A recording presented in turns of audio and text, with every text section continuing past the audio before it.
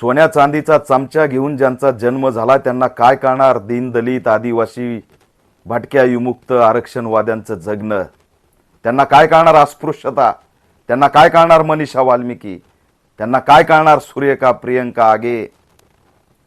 त्यांना नाही कळू शकत जातीवाद, विषमता, वर्णव्यवस्था. बापाच्या घराण्याशाहीचं आरक्षण मिळवणाऱ्यांचं अस्तित्व शून्य आहे. आर्थिक निकषाचं समर्थन करणाऱ्या ताईला दुसऱ्या आणि तिसऱ्या पिढीने आरक्षण घेतलं याची लाज वाटते आणि आर्थिक निकषाचं आरक्षणाचं समर्थन करता.